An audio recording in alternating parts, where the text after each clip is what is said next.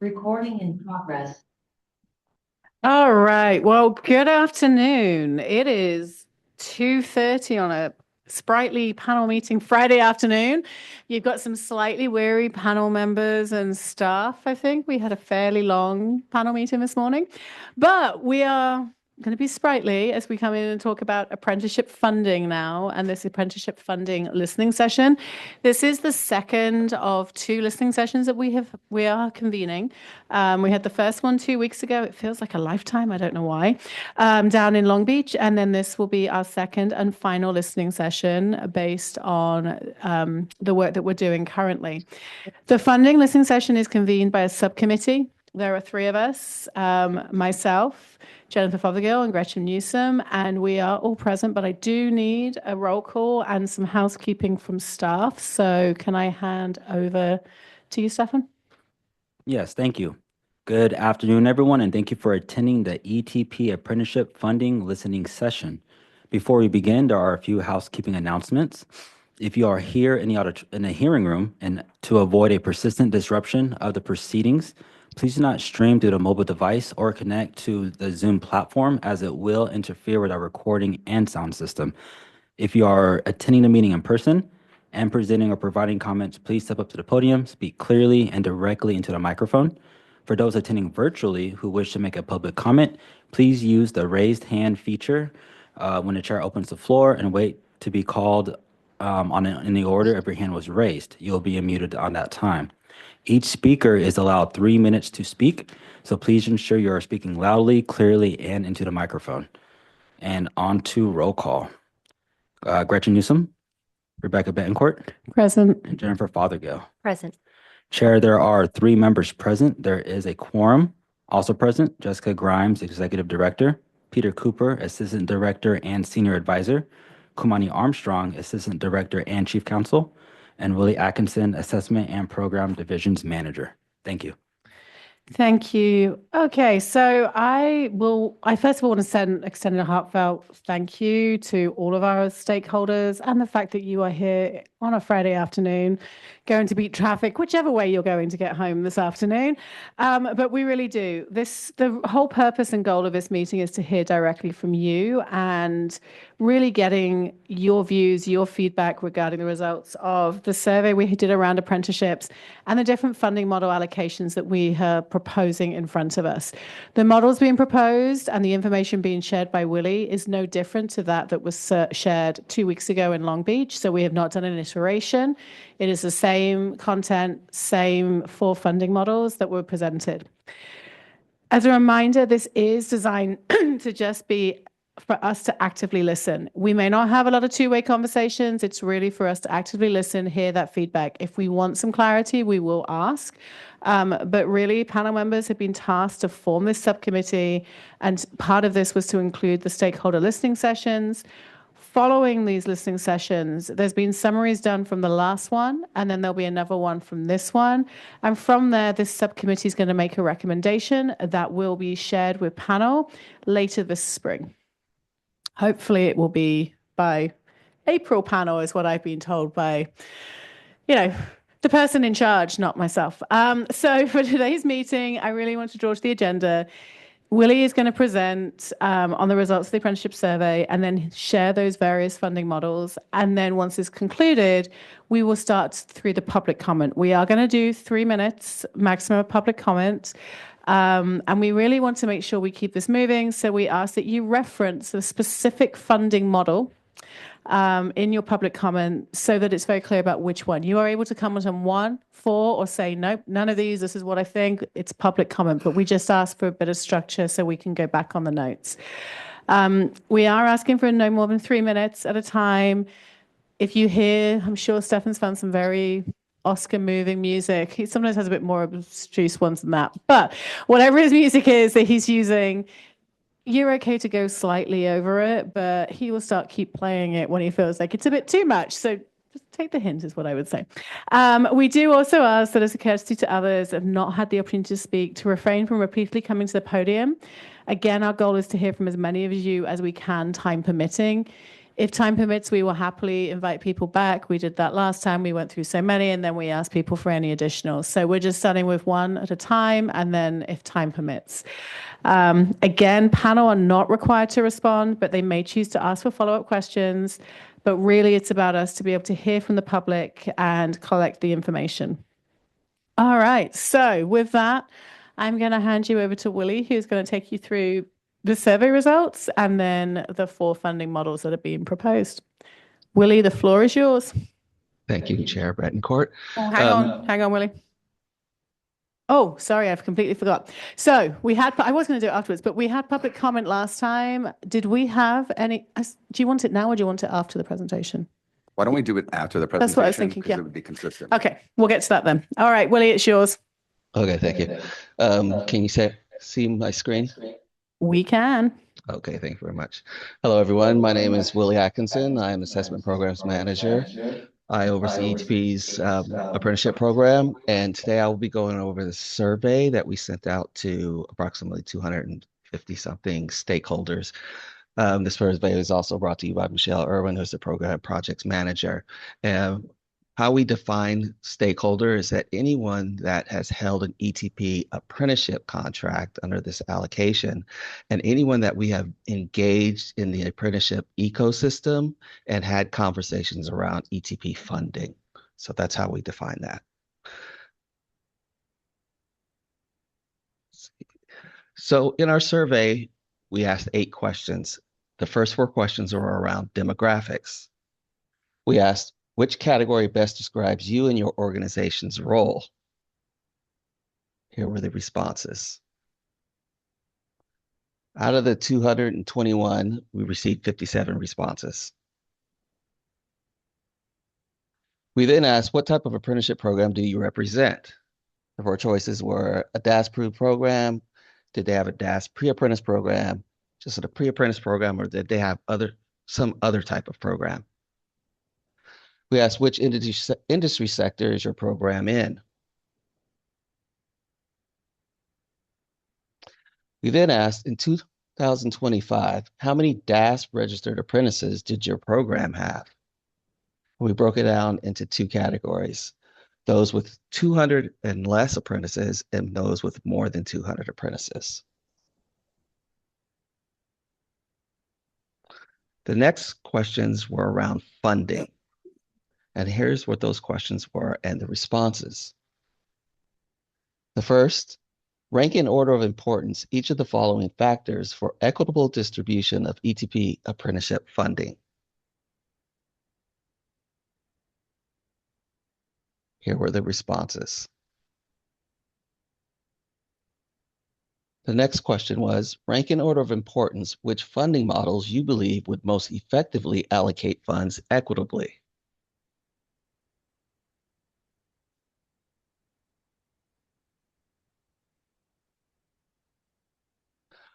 Our next question was, if hybrid model was selected, please describe model in more detail. Here are the following themes or reoccurrences that kept coming up in people's responses. A flat rate per apprentice, incentives for priority populations, new sponsors, emerging occupations, size of program, regional funding, workforce needs-based, performance, and the number of apprentices, and program length. Of the 57, 35 wrote in these responses. The next question was, what recommendations do you have for an approach, methodology, or formula when allocating apprenticeship funds more equitably? The responses were, the current model is fair. Per apprentice. Performance.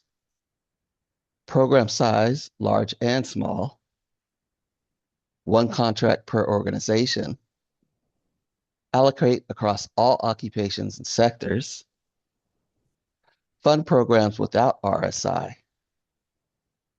And new programs priority. What we did do then is have a discussion internally of what how do we take this information and come up with models that would give us discussion points for stakeholders to provide input?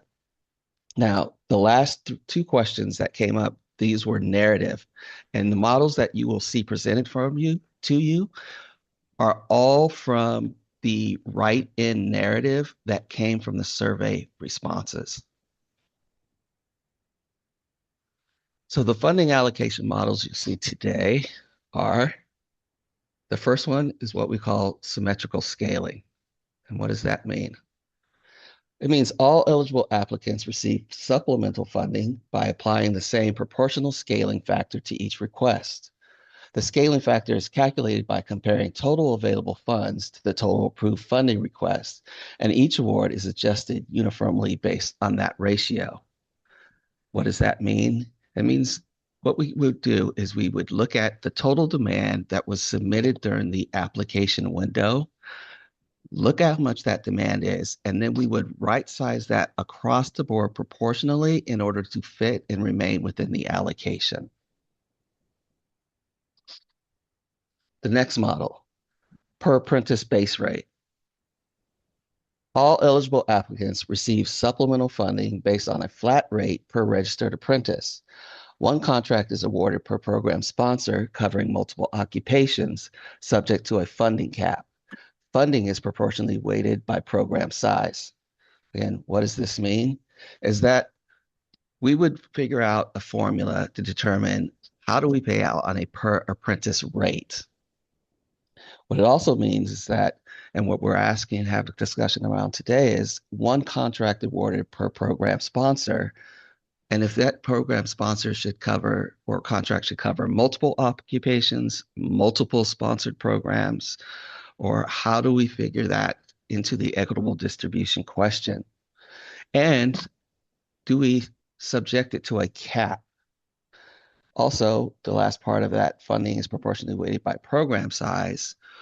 That also means that do we consider in this formula that we weigh smaller, for example, we may weigh smaller programs more than larger programs in this formula?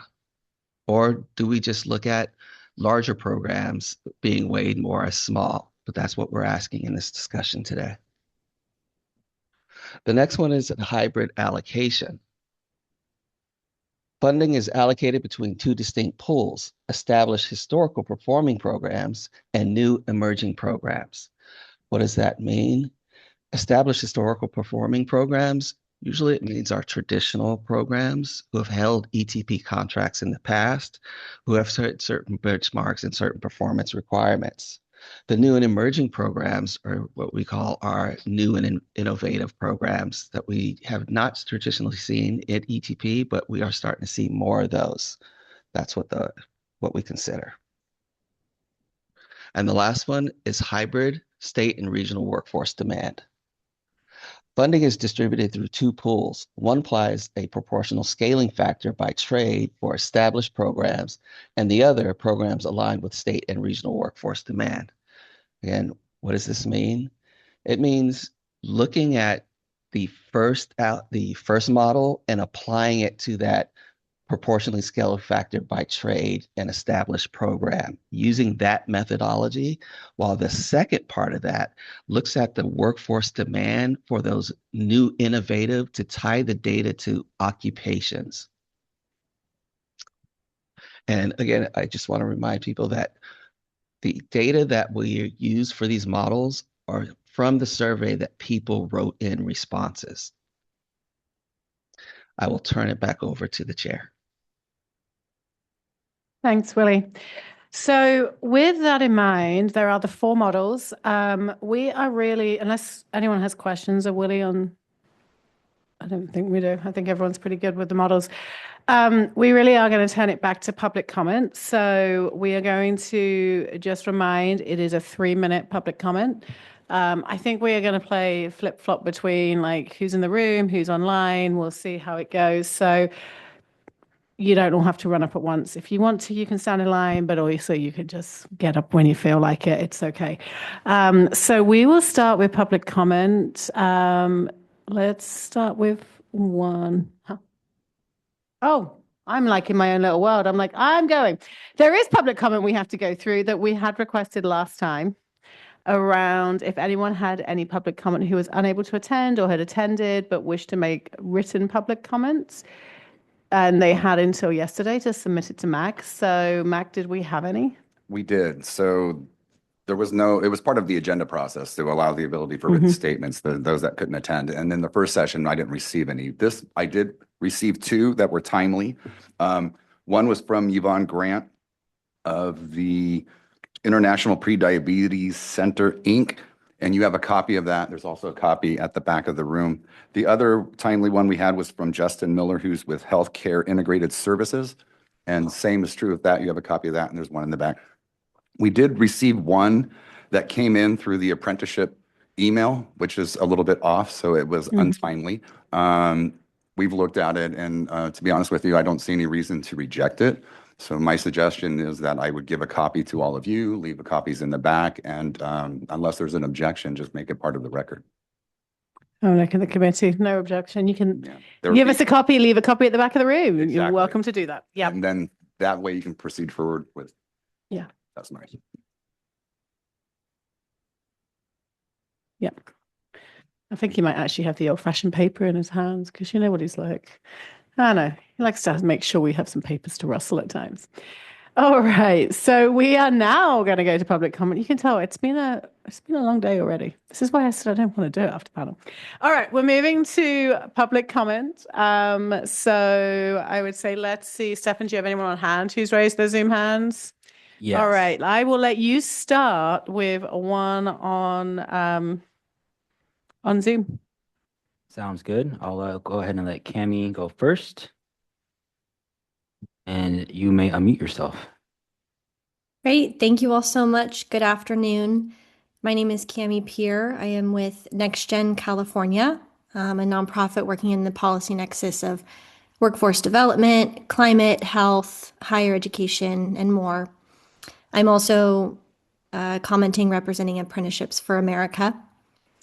And we strongly support a system-wide approach to apprenticeship funding and alignment across sectors, regions, and partners. We offer a more non-traditional perspective on ETP allocation because meeting California's workforce demand will depend not only on established programs, but also on expanding apprenticeship in emerging sectors. Healthcare, clean energy, and also among employers with less access to existing infrastructure. So as ETP evaluates allocation options, the methodology should support a kind of full apprenticeship ecosystem. That means including non-trade stakeholders in formula design and avoiding historic distribution patterns that can disadvantage newer sectors or underserved regions. So the model should balance scale with equity. And for that reason, we support the number 4 hybrid state and regional workforce demand model. It preserves accountability for outcomes while directing resources where they can have the greatest impact and address equity and barriers to access. So we also encourage ETP to align this funding with broader statewide apprenticeship strategy. So all these public investments can kind of work together to advance access, equity, sector growth, workforce demand. Thank you so much for the time, and everyone have a great day. Thank you. Any questions from anyone on that public comment? Nope. Willie, shout if you ever have one. Will do. Okay. Thank you, Cami. Do I have anyone in the room who wants to make public comment?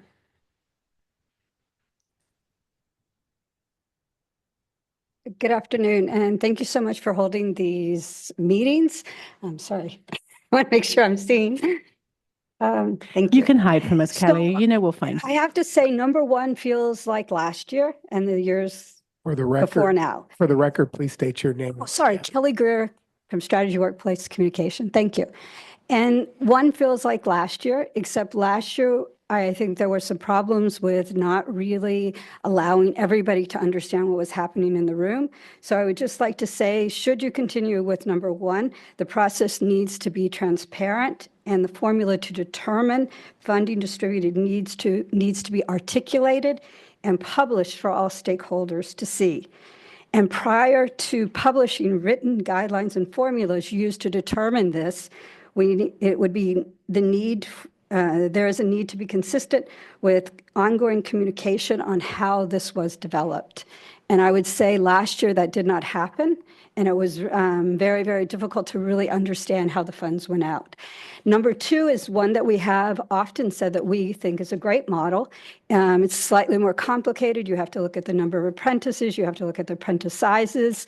I think it is a formula that can work, but I would also say what I just said, the same thing. It needs to be transparent and all stakeholders need to be in the room. And separate conversations with different people at different times and access to different information should not be part of the process. So as far as number three, I think that this one is a little bit difficult because although the new programs are wonderful, we are here talking about apprenticeship. And apprenticeship is very specific. It is a job at the end of training. It is a meaningful job at the end of training that meets industry needs. It is not a program that is train and hope or train and pray that there's a job. That is not this program. And if ETP, they're great programs, but they're not necessarily apprenticeship. And so also with apprenticeship comes the idea of good wages, good benefits, secure jobs, worker voice, and all of those things are not just things that you just throw the door wide open and say, this is apprenticeship. So I just think three has to be careful.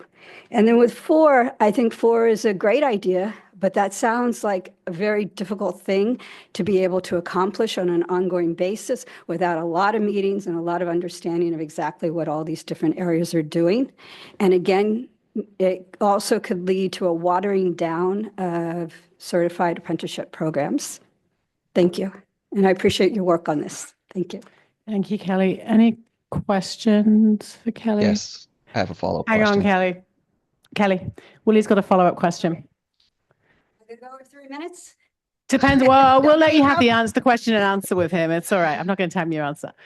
Yeah. So going back to number two, when you talk about the apprenticeship flat rate, can you expand a little bit on how would that be applied to the one contract per program sponsor if it goes across multiple occupations?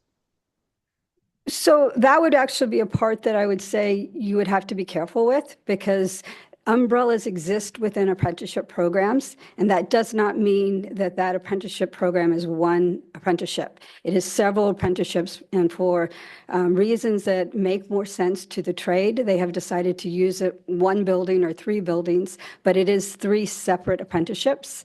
So I think it's, you could have, for example, inside wiremen and residential electricians, you could have, all the different kinds of electricians. Do we want each of them to have their own separate one? Probably not. But if you have an apprenticeship program that has a certain, which I say enough of one of those categories, it would make sense to allow them to be funded if they're registered at DAS separately. So you don't want to have like LA Electrical, giant, great apprenticeship program. They have 6 different categories. They probably don't need, and you probably shouldn't give 6 different contracts to LA, but they do probably need more than just one because they train all different kinds. And the work that they do is very, very important to the whole LA area. So I don't think, Willie, it's not a real crisp answer. It looks at, what is the capacity of that, not capacity, how many of each of those categories do they have? Mm-hmm. And, you don't want 6 of them, right, coming from LA. We love it, but that probably wouldn't be fair to other folks, but probably the numbers too, right? Where you might do the inside wiremen who are like 2,000 apprentices and then group together the people who are working in refineries, the people working in residential and put them together. So I think you have to be careful when you look at umbrellas. Umbrellas function differently than a single unit. Okay. So then can you clarify for me when you say that if they have multiple programs, right? And I'm assuming that you're saying that they all each have their own DAS file number and Yes. their own program sponsor. If we are Yes. awarding multiple contracts for those programs, does a cap then be applied to that one contract, or is the cap applied under your scenario to multiple contracts? I would say multiple contracts to a point. You don't want six, right? But if you have a large umbrella that has two, why would you want to just give them one? I mean, it goes back to like the current setup. You can have a JATC that has 200 apprentices, and then you can have a JATC that has 2,000 apprentices, and you're giving them the same amount of funding. That doesn't make any sense. And I think we all have known this for years, and this is a problem we've been, trying to figure out. And I guess what we would like to just stress today, that we hope during this discussion that there is not at all an attempt to, which I say, grab, like people are trying to grab as much as they can. This is not about that. We come here with the idea of how do we do this equitably.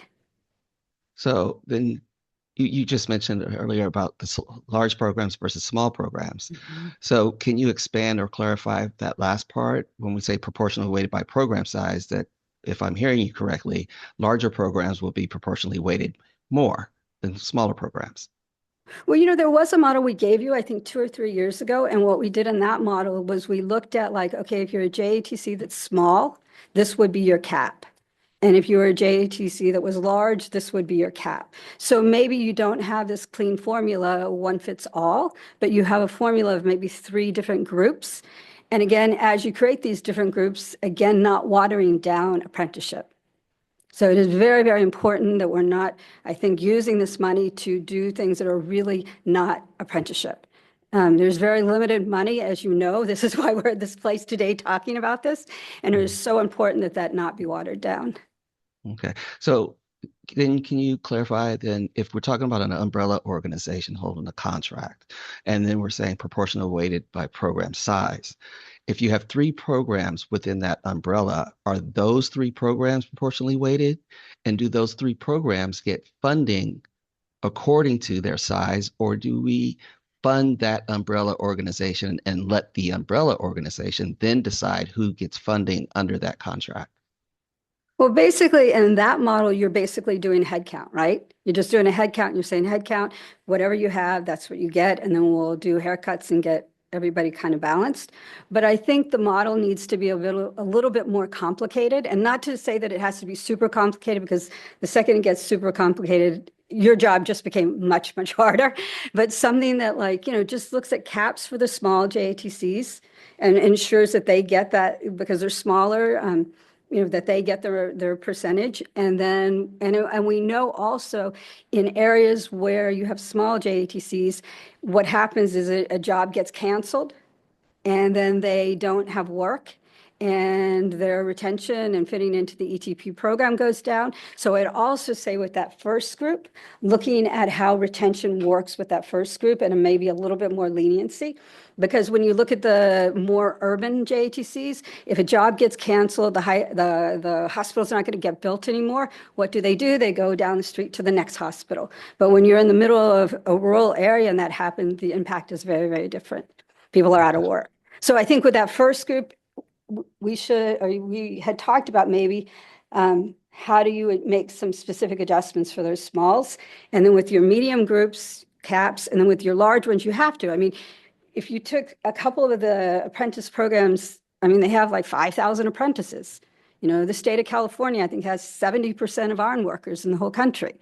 Those are gigantic. So there has to be some kind of cap around those.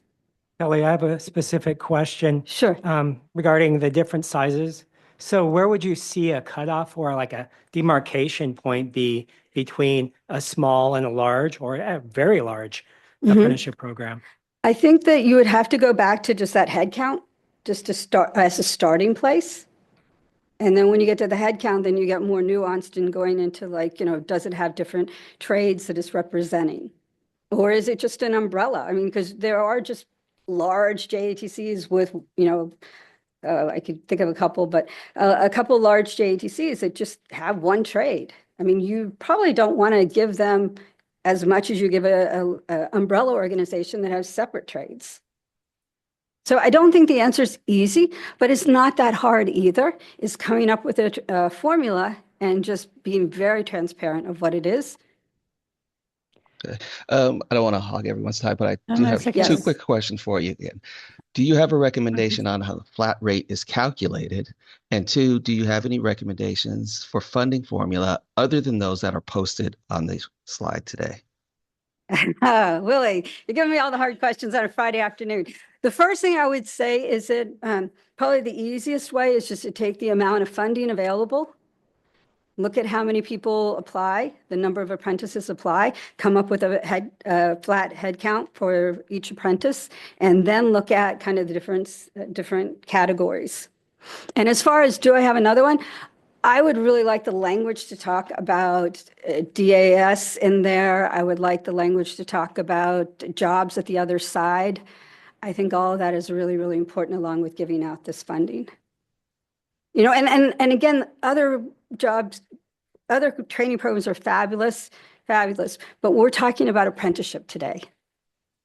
I follow up ask on inquiry, and this is for the broader group too. For these apprenticeship dollars, there has been some deviation of years of late where it's not just apprentices that are included in the contract. It's also including journey level workers that are coming back to receive some additional certifications, but it's also dipping into apprenticeship funds. So do you and the rest of the audience have any thoughts about, I'm just going to throw this out there as a small proposal, apprentices only for apprenticeship dollars? You know, it's interesting you say that question because we go back and forth. Again, looking at the smaller JATCs in the rural areas, it's really great you guys fund their journey level. You know, but should larger JATCs, there's not enough money to go around, and often the larger JATCs aren't going to bother because they're only going to get funded for this many apprentices. So they just don't bother. Gretchen, but the smaller ones, sure, that would be great if there could still be journey level funding. As far as pre-apprentice is a little bit more difficult to fit into this model. There's also other funding for pre-apprentice. So we have often just stuck with the larger ones, apprentice, smaller ones, some journey level. So I'm hearing sliding scale about whether we would fund or not fund journey workers there. That's the synopsis I'm hearing. The same with, we don't have, Kelly, and I don't know if you have a guidance here, just in your experience of it. When you think about, I think Peter asked this question, but I don't know if we actually got there. Would you say it is truly by the number of apprentices within the JATC or within that union in that region? Does that make sense? Like, how are you, because he asked a very, and I don't know if we got quite a solid answer about how would you divide by, is it a JATC that has 0 to 50 apprentices, then the medium size is, I don't know what, and then the large is what? Do you have Yes. if you were to come up with, here is that recommendation, what would it be on that scale of like, is it per apprentice, per union population, or by program, or like by trade, or by entirety of that JATC? Because the standards are written with the JATC, and then you've got the occupations in, correct? So are we saying it's the overarching standard hold, or is it by occupation in that way? Because I think that's where a lot of and I'm just curious, because I think Peter, correct, that's kind of where you were trying to get to, was like, how many active, or whatever the word is we're going to look for, apprentices are we looking for as to make that division between small, medium, and large? That is a great question. But if I could just address Gretchen's question, and that is they self-select. So they decide if they want to have the journey level, and if they're large, they usually just say, don't bother. Yes. But back to your question, how do you go, where are your lines that you draw for small, medium, and large? I think that they are tricky, but I would say, you know, a majority of the JTC is like under 100, small, and they also have very specific issues that are specific to them. Just like spoke about, the employment is much more fragile. And then you have the medium, which is a larger group, and then you have these funky giant ones. And the funky giant ones fall into two basic categories. One category is the umbrellas, which is just a group of different trades all kind of coming together to share a building or to share, whatever. And then you have just a giant JATC. And so I think you have to, that end is the tricky one. How many apprentices equals giant? Giant, oh gosh, I would say 500 and over. Over 500. And Yeah. then that middle would be between 101 and 499 kind of thing, is what we're saying, like a small, medium, giant kind of phase. Okay. Yes, I mean, that might be too broad, or maybe it's more like a 200 to 400 or something, but kind of that's the window. Mhm. Okay. And I think one thing to know is that the apprentice programs are very, very, what should I say, grateful to your funds, and they will go along with what they see as fair Mhm. and as, that they had a say in and they understood it. But it is just a little bit tricky when they find out that they weren't asked and they weren't given information. Yep. Thank you. Willie, do you have anything else for Kelly? Not at this time. You good? Anything from anyone else for Kelly? Thank you. And again, I appreciate you holding these meetings. Yeah. Thank you, Kelly, for your input. Do I have someone online, Stefan? You're nodding your head. Okay. Yes, we have Matt. I'm gonna go ahead and let you talk, Matt. Thank you for your patience. Yeah, hello. Can you guys hear me? Yes, we can. Hi, my name is Matt Frediani. I'm the training director for Stationary Engineers Local 39. I represent basically a little bit over 300 apprentices. We do run JATC, and we are actually really happy with ETP and the things that you guys are doing for all of us and the funding. I just want to, be clear about something is that we graduate over 60 apprentices every year out of our 4-year program. We're constantly moving forward, going out to the community, and we're basically giving people full-time, fully benefited jobs. And it just seems to me in the past, a lot of these new people are coming into the funding, which is great. I think we need to put as many people in the workforce as necessary, but it just doesn't seem fair the way the funding goes. I'm operating 6 schools 4 nights a week.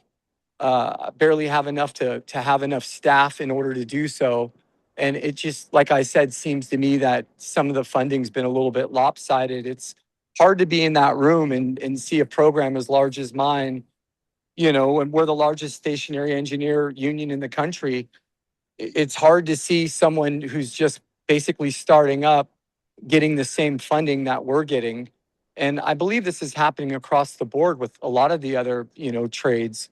So my question, in my comment is just based on there definitely needs to be more transparency and more thought in how these things go forward, because it just seems a little lopsided to me. And that's the way my comment rolls.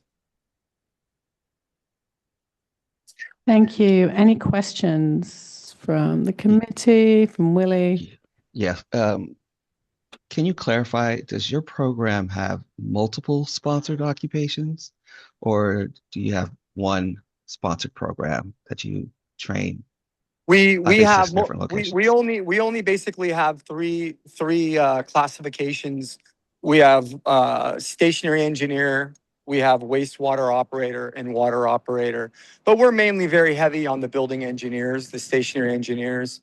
That's mainly where our bread and butter is. But being in these meetings and funding, like I said, we are all grateful for what the work you do. But sometimes it's hard to see. I have multiple offices in different locations all over Northern California and Northern Nevada, and we play extremely fair with the way we do our contracts. And we're proud of what we do and proud of what everybody does. But it just seems to me like there has to be more thought in how the funding rolls out. I believe the last meeting we went into there in Sacramento, the room got a little bit sour because some people were getting 3 times the money based on where their district offices were. And maybe I'm wrong and maybe I'm new at it, right? at the end of the day, I just don't think the funding is given fairly. Do you have a recommendation on a funding model other than those that you see on the slide? Looking, and thanks for asking that question. I don't really think that although we need to put as many workers on the street as possible. I think we all know that, with people not wanting to be in the trades as much as they used to be, but I really don't like option 3 and option 4. As Kelly was speaking about option 1, I think there needs to be more parameters in that, and a flat rate to me on its face seems decent, but it's kind of it's a puzzling puzzle for me, to be honest with you. Mhm. I believe it's really complicated, and I know you guys have your work cut out for you. Sorry about the horns honking. I just had to, but I would just like to see the funding done a little bit differently. All right, thank you. Gretchen, any questions? Or are you good? You're good. Anyone else? All right, thank you. We will move to public comment in the room. Come on up. My name's Tony Hernandez. I'm with NorCal Carpenters. I could go through all 4, but I think I'm going to just kind of stick to number 2 because that's where I'm seeing the most that makes sense. You talked about umbrella programs. I have one of those umbrella programs. I put through several. I put through 6. I could have put through 10, but I looked at the numbers of apprentices, which was 362 was a number, that magic number, to make sure that I qualified all those people through. I didn't put a number out there just to grab money. I wanted to make sure that we were doing something with that. And so I like the per apprentice base rate. If you had to have a model number in there, I would base it on the number of programs under an umbrella and then still keep that cap number in there, which would make it fair to the larger programs and the smaller programs because we each have different types. As far as Gretchen, I think you were reading my notes because I was talking about the journeyman. And I do want to make sure that the For the journeyman, record, Tony, I was not. but the journeymen are important. It's something we have to think about because yes, we use these monies to train up the apprentices, but with emerging technology and all the other things, we run these classes for those apprentices and they take them when they're apprentices as well. We do what we call member advancement classes, where anytime there's any new technology, a new system, whether it be a total station or a layout tool, Dusty Robotics or HP Field Print, we're utilizing these monies to purchase these items to keep that training moving so that these apprentices can maintain a job.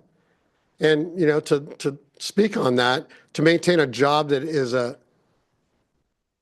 good rate, a good wage because it's union, with healthcare, with retirement plan, and all these other things, where these other programs, unfortunately, which are good programs and they're needed, but they don't have that living wage built into it. And that's a struggle for me, bringing these other programs in and giving them money, especially when they don't last but a year on some of these programs. Our programs are 4-year programs for most of them. Some are 3. But some of the programs that come through that I get on my emails are 1-year programs. And so it's putting money into a 1-year program for a person to go out and in some cases make less than minimum wage when they do finish that program, depending on what it was there. And so I'd like to say number 2 with a little weighted thing on there with the journeyman training to be added to that, because I think that is an important thing to do. Thank you. Can you clarify for me? You had mentioned about you guys could have submitted about 6, maybe even 10 applications. But going back to number 2, how does that fit in the 1 contract awarded per program sponsor? Under that scenario, would then your program or your umbrella organization only have 1 contract, or would they have multiple contracts? And would those multiple contracts then be able to go up to the cap? I think what you would do is you'd look at the umbrella programs like myself, carpenters. Underneath carpenters, we have drywallers, floor layers, acoustical, etc. And then what you would do is you would list the number of programs that meet the requirements of the number of apprentices per program. Because I have one program, I'll give you an example, Shingler program. I have one person in there. That one person is 72 years old. They should be leaving soon. But I wouldn't put that forward because it doesn't meet the requirements. There needs to be a minimum set of apprentices in each program, and then you list those programs in there. That's how I'd like to put it forward. So, Mr. Hernandez, it would Yes. go back to one contract, but with the different apprentice trades listed under the one contract. So Correct. you're kind of accumulating all the different apprentices that you'd be eligible for. That is correct. Any other questions, points of clarification from anyone? No. Thank All you. right, thank you. Do we have anyone else online? There are nobody online. There's All nobody right, does online. anyone want to come up? Good afternoon. I'm Christine Hall, representing Western Electrical Contractors Association, or WECA. So first, I want to thank the panel for giving the community the chance to give feedback and input on these options. Second, I really want to express our appreciation for the equitable approach that we have seen ETP take towards all of the apprenticeship funding in the past. They've really taken an equitable approach at looking at both JATCs and UACs fairly, and funded both fairly. And I think that that really needs to be appreciated. And I think it's that approach and that dedication to equality that is going to really help this be successful. As I understand the goal here, what we've been asked is to look at what is best for the apprenticeship community as a whole, not as what is best for our individual programs. And with that said, WECA would support option number 4, which still keeps a pool available for the traditional apprenticeship programs, and then also sets aside a second pool for those newer apprenticeship programs, non-traditional programs that are being established to do things like healthcare or teachers or various different options. So thank you. Chris, if you don't mind entertaining a question, Christine or Ms. Hall, do you see yourself in WECA in option 4 as a newer, non-traditional, or like, are you coming up with a new apprenticeship program? Or are you just advocating that the funds be spread out more? No, WECA does electrical trading, so Right, we would be a exactly. traditional But it's program. We're not not like coming up with a another- new program. No, it's, Thank we you. would support 4 is what we're being asked for, give input on what we think is for the benefit of all apprenticeship. I think to clarify there, and this might be something, Willie, to think about on 4, just as a kind of way, your standards fall under CAC, not under the IACA umbrella, correct? And that might be the divide of like on 4, a random thought there as you were just bringing that up. That might be something, Willie, as a point of clarification. Yes. Thank you. Any other questions, comments? Other than, does she have any other recommendations on the funding formula, including up to contract term lengths? That's my question. I don't immediately, I think this is a really heavy lift. I think you are commended for taking this on and being devoted to being equal to all apprenticeship. WECA would be happy to participate if you feel like, after these meetings, like, hey, okay, here's the approach we'd like to take. Let's get a task force together and come up with ideas. We would be happy to participate in that. Thank you. Anyone online, Stefan? Yep. Yes, thank you for your patience, Alex. And you may unmute yourself. Awesome, thank you. I'm Alex Beltran. I'm with the Finishing Trades Institute of Northern California and Nevada Trust, and I appreciate the time. I've been listening to everybody and weighing everything out, and I know Kelly helps us with our programs, and I think she did a great job up there. I'm a little concerned about what this does with only 57 to 30 people responding on a lot of this, and how it affects everyone. And if the 4 are the only choices we have, our programs, and I'm going to say multiple programs because I know that's one of the questions being asked, I have 6 programs. I don't file for 6. I file for 3. Um, I would definitely go with option 2 if I had to vote on 4. If I had the choice to vote, I would definitely pick option 2. Like the gentleman said earlier, having journeyman upgrading in there, I think that's valuable, especially to a lot of the new technology, a lot of new safety standards that people aren't getting because there's no programs out there helping them get them, except the traditional ones I know have good programs for that. So we're in the same boat. But I am concerned how we came up with all these and the lack of amount of people that actually responded. So that's kind of concerning. And that's what I have. Any questions? Yes. So can he expand again on the one contract awarded per program sponsor? A follow-up question to that is that you mentioned that you have different occupations, different programs. Do they all have their own standards, DAS file numbers, and are they all under the same trust agreement? So they all have their own standards. They all have their own ONAC codes, and they are all under one trust agreement. So under that scenario, would those occupations or each program be able to come in for their own contract and up to whatever established cap that is? You're asking me my input on it, or are you asking if To that's what I'm doing? clarify. No, I'm asking you to clarify if that is that what you see if we were to move forward with number 2? Or is that your understanding? Well, my understanding is I see that if it's an independent program from the state, it should have its own right to apply. Like I said, I don't apply all of mine either, because like my highway stripers, my industrial painters, my painters, I consider them all one. Don't tell them that; they get mad at me because each craft gets really picky when you call them somebody else. But my glazers are different from my floor covers.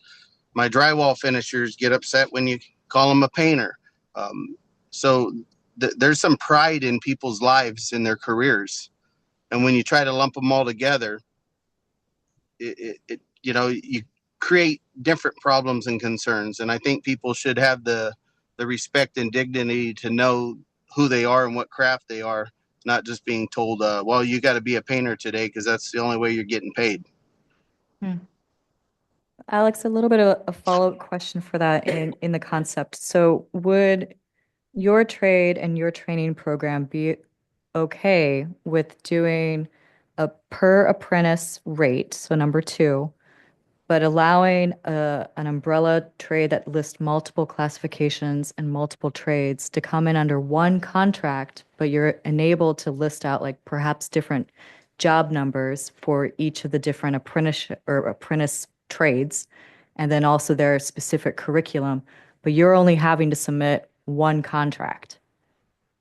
And Well, you still, absolutely. We were there before at one point in time, I believe, where it was easier to do one contract, and then changes were made in caps and cuts and stuff where half of our people were left out, which I understand. I'm fine with it. If we did a cost per apprentice equally across the board, then it wouldn't matter to me. It would make it easier for everyone. If you got an apprentice, he gets the same. Doesn't matter where they're at or where they come from.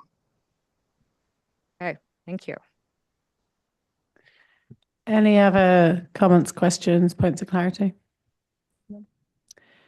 Thank you. Public comment in the room?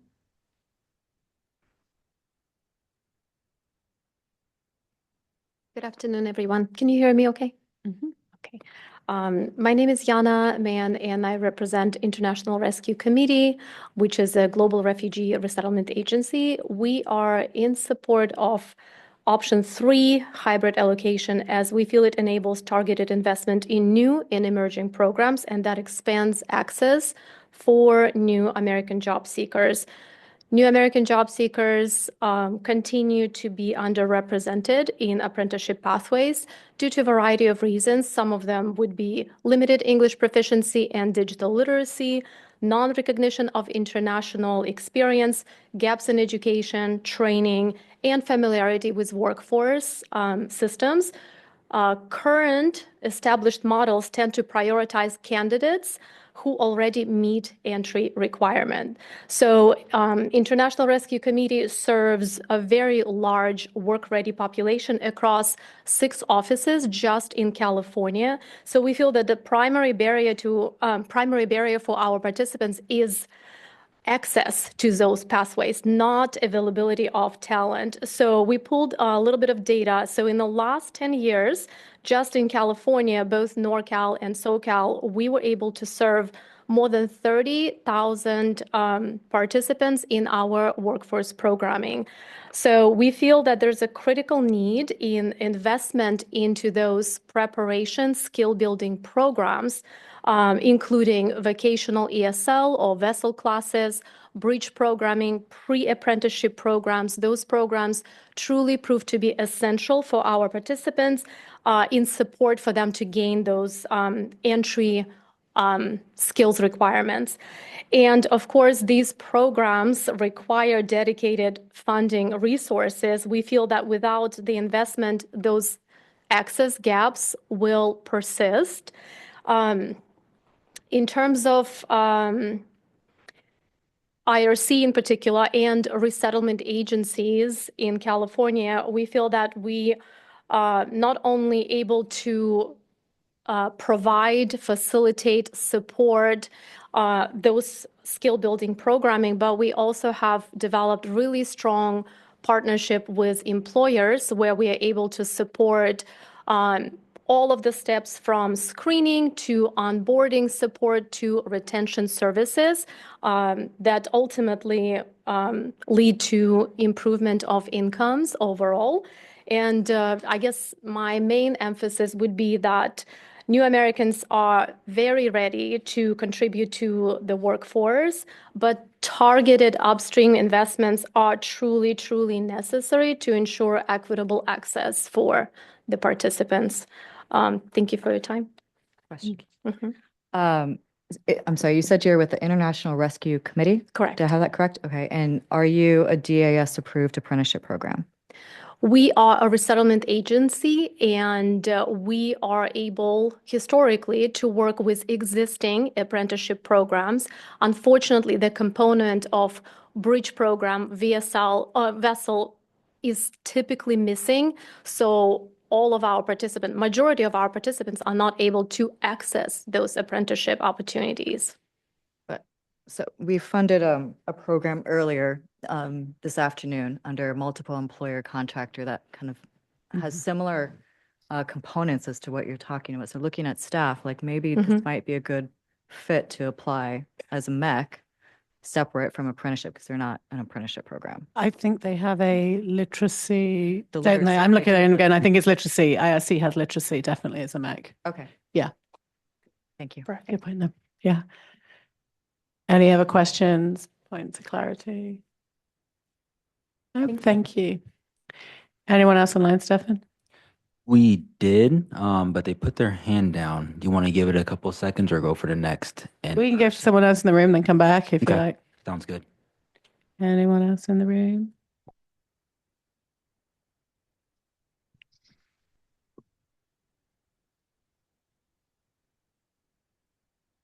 Good afternoon, panel members and staff. Thank you again for this hearing session, for this very difficult topic of trying to divvy up this funding. My name is Latimer Batat. I'm here to represent my firm, Batat Advisories, as well as our many clients, most of whom are traditional JATCs throughout California. And I'm here to advocate for 2 things. The first thing is in regards to traditional JATCs compared to the emerging programs. I know that traditionally or historically within ETP, 25% of the funds has been allocated for traditional apprenticeship programs. It's a very competitive environment. I think what really can point to that fact is the fact that outside of the 25%, the cap is about $850,000. And just this last year, the cap for one apprenticeship applicant was 362,000. Very competitive, less than half compared to the traditional apprenticeship applicants. I think that the traditional applicants, apprenticeship applicants, have had great success to high roads jobs due to having a collective bargaining agreement. And so we just want to advocate that that 25% continue to be allocated towards these programs that have had great success instead of being divvied up and further diluted to non-traditional apprenticeship programs. The second item that we want to advocate for is for option number 2. However, we want to advocate for that with 2 small adjustments. The first adjustment, as I know that some others in the room have advocated for as well, would be to not just look at apprentices by themselves, but to look at the apprenticeship program in its whole, which would also include pre-apprentices and also journey workers. The work doesn't end as soon as an apprentice graduates from an apprentice program to keeping that high-paying job, but after they graduate, they must stay up to date with certifications, renewing technologies, new ways to perform the work. All is very crucial, and all is part of delivering a high roads, high-paying job. And with ETP's goal of delivering high-paying jobs in California, I know that journey worker training, as well as pre-apprentice training, is very crucial to that. So we want to advocate that those counts be included in the per apprentice base rate count in establishing what the total allocated amount is, not just to earn the money, but also in distributing the money as well. And then lastly, the second quick adjustment that we want to advocate for is instead of limiting, in the sake of for transparency, in regards to making this as transparent as possible, we believe that this per apprentice rate makes sense, or per training rate makes sense. However, instead of limiting a cap on the top end, we advocate to remove that cap. Instead of penalizing some organizations that have one trust for operational efficiencies, as an example, down in Southern California, there are some organizations that are all under one trust, have thousands of apprentices, greater than Northern California, but because of that, that cap would reduce that limit their operational efficiency. Thank you for your consideration. Any questions? Yeah, Go I on, Willie. I have a couple. You mentioned performance earlier. Could you clarify or expand to me what do you or how would you define performance, and would that be used as a criteria to figure out should someone come back? Should someone be allowed to go beyond a certain funding requirement? How would performance be defined, and how it would be used in this application process? Thank you for your question. When it comes to performance, I think there's 2 or 3 different ways you can look at it. First, is the program successfully able to earn that funding? If the funding is not earned, of course, ultimately that makes it look bad for ETP as well, because then that funding has to come back to your pool and you're unable to distribute that funding. So strong performance, I think, first of all, were they able to earn the full funding that they came and applied for and were granted. Secondly, meeting the wage requirements. These traditional JATCs and apprenticeship programs have a very strict higher wage compared to a lot of the other counties outside of construction trades. That's also a very high performance metric to meet. As well as in addition to that, just looking at the performance in regards to how many of these apprentices and journey workers resulted in actual jobs. If the training is completed, but the retention period is not met, then that funding would ultimately not be as successful in just being distributed to result in these high-paying jobs, which why I believe it makes sense for journey workers to be included, because training for journey workers keeps that ecosystem alive, keeps that ecosystem thriving, and keeps these apprentices that were once apprentices 1 year ago, 2 years ago, to continue to have high-paying jobs for their families, and of course, keeping up with inflation as well. So administratively, then how would staff implement something where they would have to verify that data that you just said? I recognize that, of course, a lot of this information is validated through the fiscal department of ETP through confirming and cross-referencing with EDD. My understanding is that with those wage rates are confirmed by connecting with EDD, confirming that these apprentices, journey workers are truly earning that funding.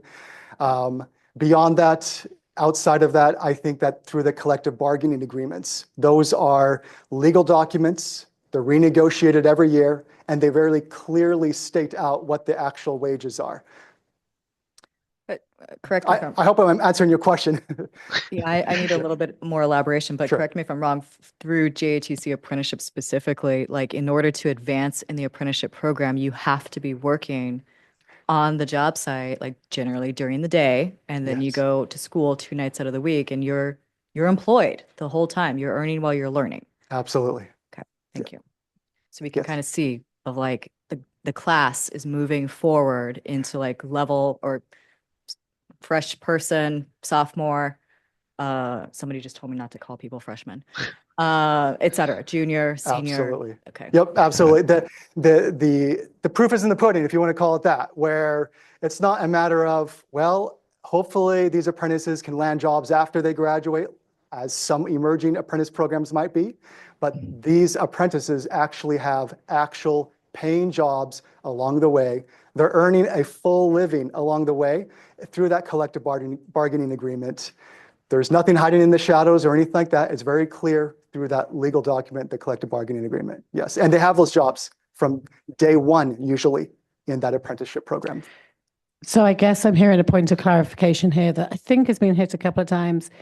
You want them to be in an employment, not front loading, and then job placement is what I'm hearing. I think I'm hearing from several around it. It's not there are some programs where they're front loading, RSI, and then doing all the OJT afterwards. Yes, I know your eyes are gauging. In some of the non-traditional paths, there is a bit more of like potential front loading into almost job placement rather than, and you're saying job placement through apprenticeship, even though it may be a DAS, probably is one as we're looking at like how to look at this, may rule that one out because they'd still meet the 90-day retention. Right. And then I go into like, what is apprenticeship? And that to me means the gold standard of you're employed, you're earning while you're learning, and you're getting certifications, excellent training, wages, benefits, et cetera.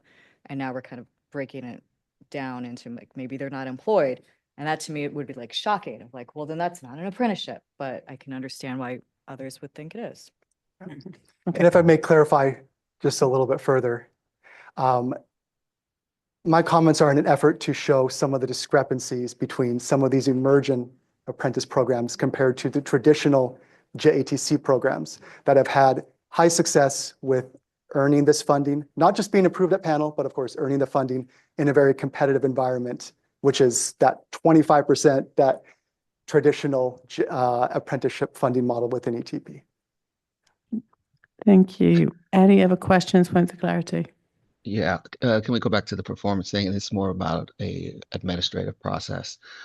Because the window opens up yearly, how would staff come up with a process, or what would be your recommendation, suggestion, in order to make sure performance, however it's defined, is met prior to an applicant submitting another application for the next window? Because you do have to have that retention period and you have to go through that verification process. But in order to have a performance metric, you have to wait for some time for things to roll out and happen. Can you explain, would that require us to change some things internally? Or you would know that, but do you believe it would cause us to change anything, or would our current processes work with having a performance metric? From my perspective, and thank you for your question, from my perspective, I do see that the current system that ETP has in regards to receiving applications, processing those applications, and going under contract, of course, makes sense. I think where the difficulty is, from my perspective, is how is that funding distributed, which I believe is why most of us are here arguing, of course, between these different options here. I think that when it comes to proving performance, I do believe that having collective bargaining agreements, having a DAS registered apprenticeship is going a long way to proving that performance is there even prior to applying for an ETP grant, especially if that program has been established through DAS. A DAS registered apprenticeship has a collective bargaining agreement.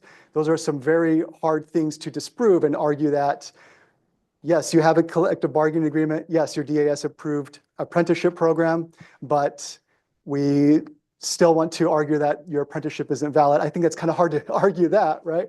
So that's why I would argue that those signs right there are good signs to show that performance when it comes to having an established program could be seen through those different metrics. Thank you.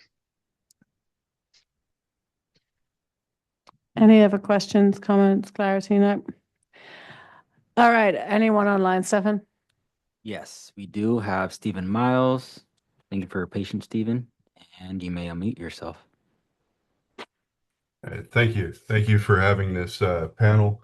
My name is Stephen Miles. I'm the training director for Sprinkler Fitters UA Local 483 in the San Francisco Bay Area. We cover 9 counties.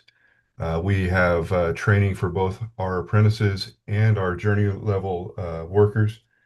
And, I'd like to, follow up with what Kelly had said about having different levels. I kind of feel like we should have a hybrid of 1 and 2, where we have the first group pool goes up to a certain size, and then the larger programs that have more people, you set aside a percentage so that the larger programs can dip into a greater amount of funding.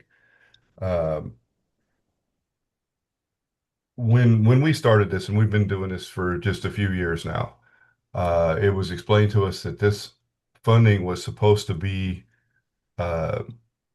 additional funding. It was not supposed to be the funding that ran your program. It was to allow you to do over and above options. So we're funding our program. We're using this money to do over and above. And if we're trying to do a lot of these newer type programs, I don't think they fall into the apprenticeship model. That's my opinion. I think it should be extra money, because you're proving you have a successful model, and we want to reinforce success, and duplicate it and continue on with it.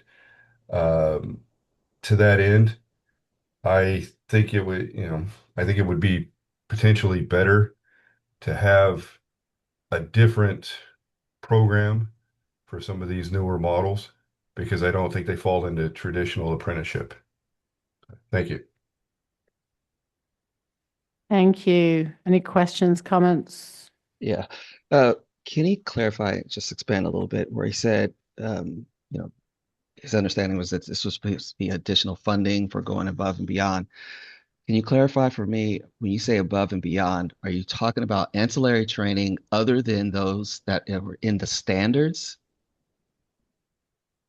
So it was my understanding that the program needed to be self-funding, and that the ETP money was additional money to reinforce success. So for our program, that would mean that I would pay for a certain amount of material of piping for my apprentices to work with, but it would always be better if I could do that three sessions in a row.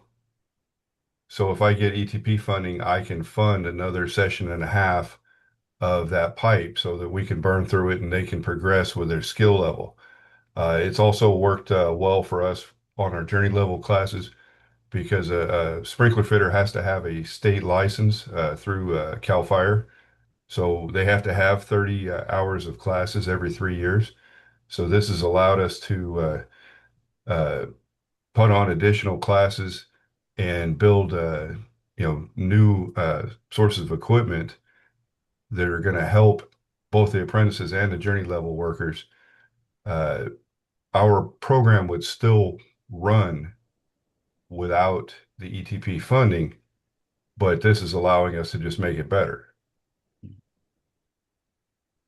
And earlier you mentioned that I think you were said 9 counties, if I'm correct. Yes. And looking at number two, where it says proportionally weighted by program size, are you referring to geography when you talk about program size or the number of apprentices? So number of apprentices. Okay. Because And go if, ahead. if we're talking about the number of apprentices, how does staff validate the number of apprentices that a program has? Do we validate that information through the program itself, or are we validating that information through, say, for instance, DAS? So I would say both because we have, we have the program through the apprenticeship standards. All of our apprentices are registered. They go through a 5-year program.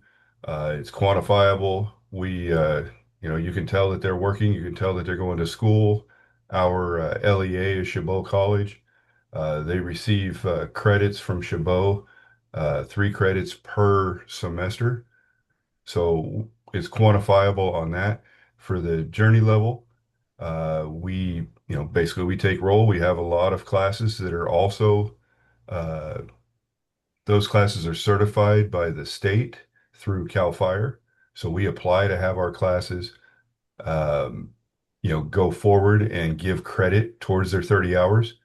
This ETP funding has helped us to expand our list of classes greatly. So our journey level and that, those are specifically for journey level. But when we buy that equipment or we buy training aids, that works its way back into the apprentices also. Uh, I would say that we're probably a smaller program at this point. We have about 140 apprentices. When we started, we were around 300, but we can only put people to work if there's work to have them go to. And, we have doubled down basically on our training so that when the work comes back, we're going to have people that are ready to do everything that's required. To that end, we have about 700 journey level members, and they all take classes, to maintain their CAL FIRE certification. Okay. And um, you don't have to answer this one. I don't want to put you on the spot about how much does it cost for you to train an apprentice for a full year? And what is that relation to how much you get in your ETP contract? Does it cover it all, or does it make up half of it, or not even much of it at all? Um, so before the downturn, I would say that ETP was a smaller percentage, a much smaller percentage. Um, where all of our training funding is through the local and through our agreement is based on hours. So when we work more hours, obviously we have more training funding. Um, we've tried to scale or not scale, sequester the ETP money and use it for over and above items. Um, that's obviously with a downturn, we've used a little bit of it for other things, but we are trying to use it. Um, and if I'm mistaken, and we're not supposed to use it for everyday things, that'd be interesting for me to change our plan. But percentage wise, I'd say even now, 85 or so percent of everything that we do is from our original funding source, not from ETP. Now that will change because we're buying a few things, but it allows us, ETP has allowed us to install view boards in our classroom. It's going to allow us to have equipment on site all the time so that anytime someone has a problem with their certifications, we can address that. That funding in the future is going to allow us to add an additional fire pump, which is a great training aid, going forward. So it, I want to see the kind of a hybrid, not the hybrids that are listed in options 3 and 4. But I think if if we had a level that everybody could aspire to, maybe it's a little bit less than the flat rate, and then give the larger programs that have you know, a great deal of apprentice numbers, have a second pool within the original to pull from. I think that would, that would be equitable, and realistically, no one is, or no solution you come up with is going to satisfy everyone. Yeah. Okay. Thank you. Thank you. Any comments, questions? No. Thank you. Any more public comments? Any online? Any in the room? There are no comments online. Oh, for Christine. now. I just wanted to offer another thought. So as I'm listening, it seems that the traditional or the CAC approved programs really prefer option 2, or it seems that's where they're leaning. And I still think that there needs to be a separate pool for the IACA programs. And so maybe there are 2 pools, but the traditional pool follows option number 2, and the IACA programs follow in their pool option number 4. So I just wanted to offer that as another idea, is that you can Thank you. possibly look Like at that it. divide. Thank you. I have a follow-up question on that. Go on, Willie. You know you can't get away. So, it's been mentioned about people have made comments about number 3 and number 4, but what does an allocation look like? Is it a percentage of the funding? Is it the number of projects? Can you expand a little bit on that? Or if you've thought about it, if you haven't, that's fine, but I'm putting that question out there. My initial reaction, without putting a lot of deep thought into it, is it would probably be different for if we went with 2 pools, and option 2 for CAC programs or traditional programs went by per apprentice, and IACA went by 4. Maybe the per apprentice funding is, you look at all your applicants and you divide it by the number, and that's the fund. Or you look at sizing and you then divide that money into 2 different pools for smaller programs and larger programs. And then you find some way to divide it equitably. And asking about what's considered a contract, I don't know that I have all the information to say that, but every program has standards. Maybe we have different trusts. Maybe you have 6 set of standards under one trust, or you have 1 standard under a trust. Maybe that seems to me to be something that is consistent across all apprenticeship programs, is that they have a set of standards, whether that covers 1 occupation or 6. I think I know less about all of the IACA programs to offer any real suggestions on how that money gets divided. I think I do agree with Ms. Newsom that apprenticeship is the gold standard, and it absolutely has to combine on-the-job training with classroom instruction. And I think this panel has some influence with DAS to help push that. Thank you. So kind of what I might be hearing is on 4, you utilize 2 for the proportional scaling factor by trade, potentially like using that same kind of theory in that scaling factor, use some theory from 2 into 4, and then something slightly different for the other side of that smaller, for the others by state and regional. Okay. And I empathize with some of the new programs. When I started an apprenticeship, there wasn't like a school you could go to, or even a guidebook. You were dependent on your consultant. You don't want to to know how many years I have said that to DAS, but that's okay. We've had numerous conversations about you need an apprentice guidebook for employers. Yeah. Yeah, I agree. And as the apprenticeship community, I think we should step up and help those newer programs. Fantastic. Thank you.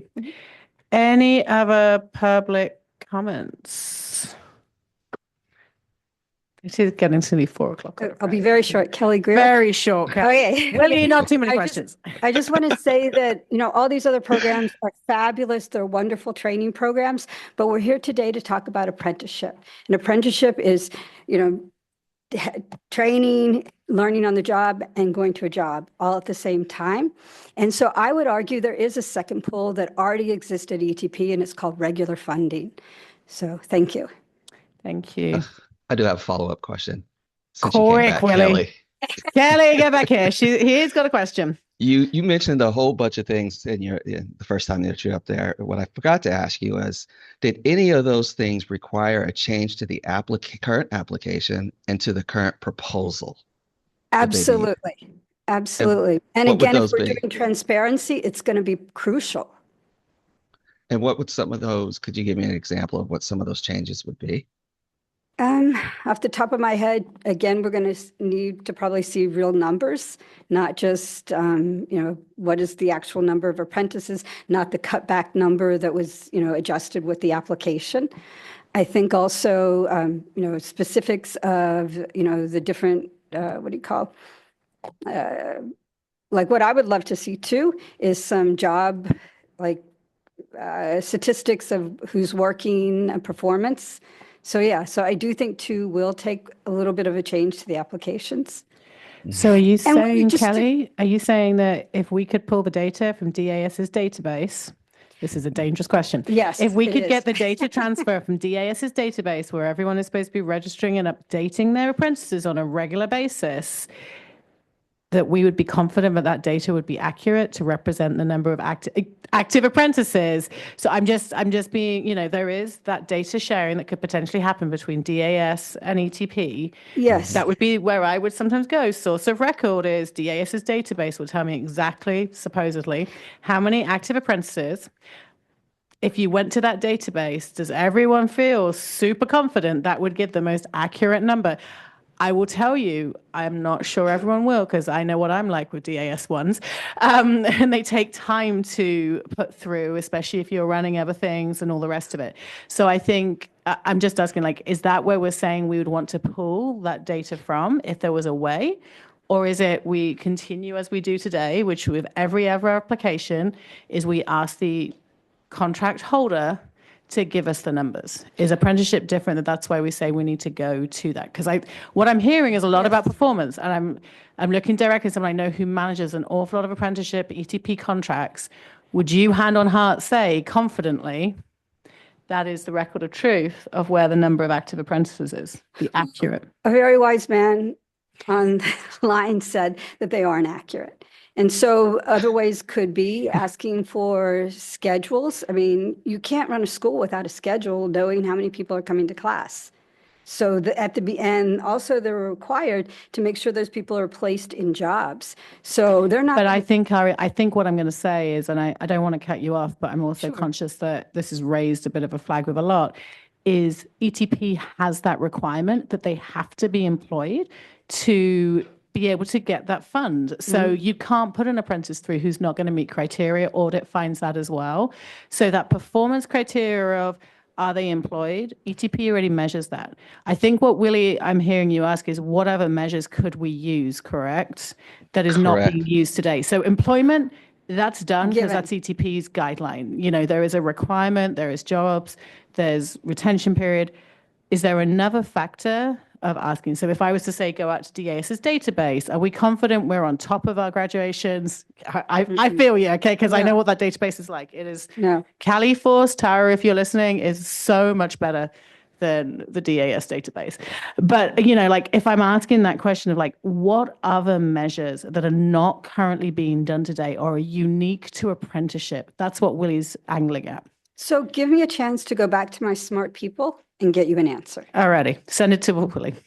Great. Yep, thank you. Thank you. I mean, when I ask any JATC apprenticeship director, how many apprentices do you have today? I get the answer immediately. They Yes. stick to that number. Yes. How many of you admitted in the last year? New number. Yeah, Got they give that report regularly to their boards and their committees. So So it's that's not relying on the JATC's data, not the DAS So data. how can we be assured that that's the actual correct number? I know it. Correct. Well, That's what I'm trying to people figure don't out. ever want to give a different number because that number is always out there. So yeah. Well, I mean, at some level you could do a comparison and have a 10% kind of margin you allow for. But I think to go straight with DAS, you're going to end up in trouble. Oh, so go But back. if it's, Yeah. my understanding is that it may be wrong, it is in statute that every apprentice must be registered. So if every Correct. apprentice must be registered, then the numbers that the program is reporting should be accurate because they have to register every single apprentice. Yeah, but Willie, it'll be Should be. timeliness of registering them is my guess. They fill in their paperwork and then it may sit on a desk. It doesn't, and you can backdate. So that's probably my guess is sometimes that paperwork trail takes a bit of Exactly. time. Would that number be off in a way that it affects funding so much? It may be what, 1 to 10? Yeah, I think We're talking about a hundreds. margin you could come up with. I think it depends on how many you're registering at one time because there's no batch upload. You have to DAS's site has no batch upload, so there's no easy way. DOL, you put it in a spreadsheet, beautifully uploads. DAS is a very laborsome, cumbersome, and everyone in the room is nodding who does this. It's super cumbersome. And so I think there are delays and people will give credit to 3 months into the program and stuff like that. So I think we need to go back to the intelligent people who look at some of the other data sources. Mm-hmm. Even though I'd love DAS to be record of truth, I don't know if it's a it's a snapshot in time. Well, one thing I could say is if we made that part of the requirement, the JATC directors would make it happen. Oh, 100%. That's what they did with AIF. Yeah. AIF funding have to be up to date in DAS's database every year. Great. Thank you. You're welcome.